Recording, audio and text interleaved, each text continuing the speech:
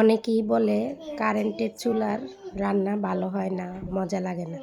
তাদের জন্য এটা দেখুন কিভাবে কারেন্টের চুলায়ও রান্নাটা আপনার খুব লার্কির চুলার মতো মজা হবে। প্রথমে চুলাটা অন করে সেটিং অপশনে সোজা চলে যাবেন।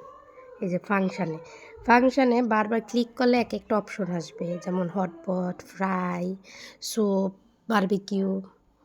আপনি সোজা চলে যাবেন কুকিংয়ে যদি না দেন আপনার তরকারিটা কষানো হবে না, তরকারির কালারটাও সুন্দর আসবে না। এই যে দেখুন কুকিংয়ে যদি যান দেখবেন তরকারিটা খুব সুন্দরভাবে চতুর্দিকে কষানো হবে।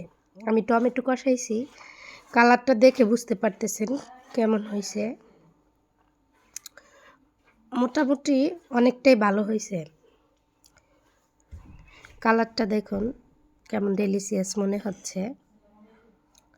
কষানোর ক্ষেত্রে আপনি এভাবে ইউজ করতে পারেন। পরে আবার কষানোর পরে ঝোলটার জন্য আলাদা ফাংশন, ওটার জন্য আলাদা একটা ভিডিও আছে। নেক্সট ভিডিওতে কিভাবে ঝোল তরকারি, ডাল কোন ফাংশনে দিয়ে রান্না করতে হয় সেটা বুঝিয়ে দেব।